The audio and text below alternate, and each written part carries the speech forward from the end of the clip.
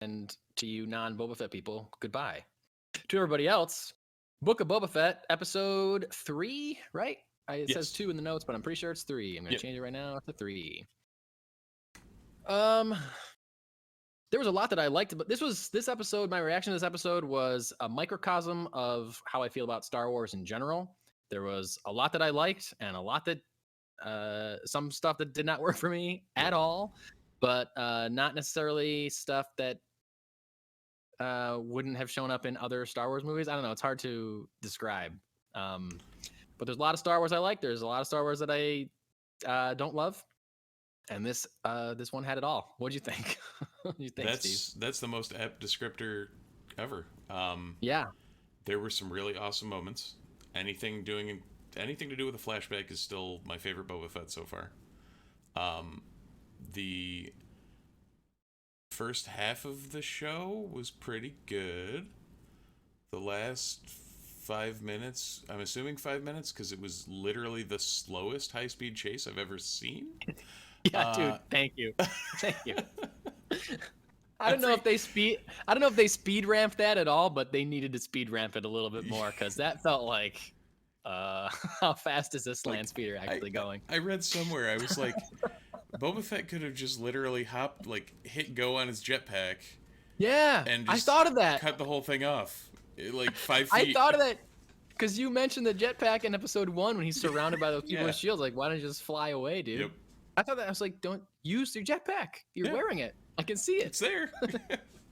But yeah, so for anyone who hasn't seen it and is listening to the spoiler section because you're some sort of weird sadist or whatever, the end of the episode, Boba Fett somehow enlists the Power Rangers to be his bodyguards, and then they all have individual colored speeders, and they go on the world's slowest high-speed chase. And I think I broke Mike with the Power Rangers reference. Oh, so funny. Basically, yeah. Okay, so he meets some 50s greaser kids, right? Yep. In town, or punky. They're more punky versions of greaser kids that ride 1950s scooters, brightly colored scooters. Now, Star Wars Vespas. I saw a lot of people online hated this. I also did not like it. However, I agree with other people online that I saw say that this is the most George Lucas-y thing that has been in any of these Disney Plus shows. George Lucas, if you've also made a movie called American Graffiti about loving the 1950s aesthetic and stuff. Yep. I could see these bright colored Vespas at home in any of the prequels. I would not put it past George Lucas to put it in any Star Wars thing that he had ever directed. For me, they stuck out like crazy. Oh yeah. But again, I have to say, there's a lot of Star Wars stuff directed by George Lucas that I do not like. Prequel-y. Well, now, if you want to keep it on the director that was on it, you could have plopped that, changed the desert to something else, and you could have plopped that right into Spy Kids. Yes, that's true. Yep. So. And I wouldn't put it past Robert Rodriguez to have been like, you know what George would like if these looked like 1950s motorcycles or scooters. Yep. And they did. They just looked out of place in Mos Espa on Tatooine. They would have put them on Coruscant. Oh yeah, sure. Yeah, but I mean, to be fair, I think that's the aesthetic they were going for. Is these kids were trying to be something that they weren't and whatever. Yes. But it fell a little flat. Yeah, I think there needed to be some more dialogue that really explained that, and we're trying to stick out from the crowd or whatever. You know, better than what I just said. But that's clearly what they were, I think, going for. I think it is strange that Boba Fett just randomly enlisted a bunch of teenagers to be his security team after talking to them for 30 seconds. But I don't know, whatever. And also, my biggest beef with the whole thing is that somehow the 5 Power Rangers, without some Megazords or whatever they were called, can handle Black Kirstentan? What? Yeah. Yeah, that seemed like a quick fight. Yeah, and though he is badass and ultra badass. That it seemed like it came to an end too quickly. Like, I was expecting, okay, they slow him down or whatever, and then he just gets away or does his thing. But for them to actually capture him seemed very odd. And then they just let him go. Mm-hmm. Which seemed odd also. And, I mean, to be fair, he and Boba, in their first iteration that you saw them in the comics, worked with each other. Yeah, you're right. For Jabba.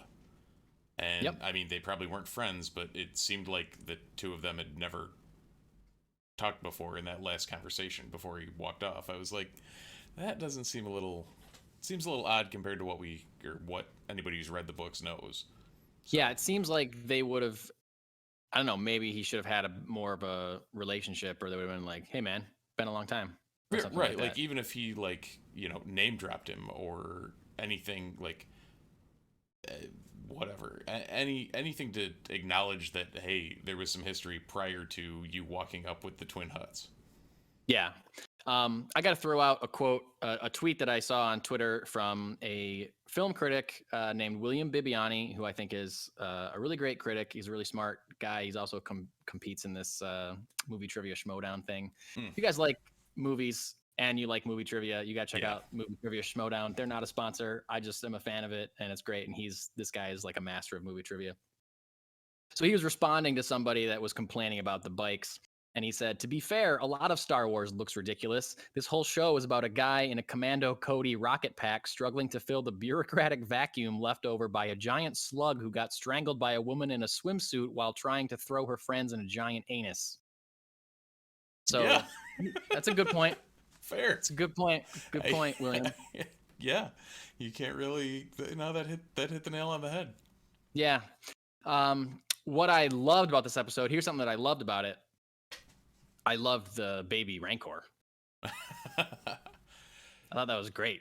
And delivered by Danny Trejo. I was going to say, Danny Trejo is no Malakili, but I will accept Danny Trejo.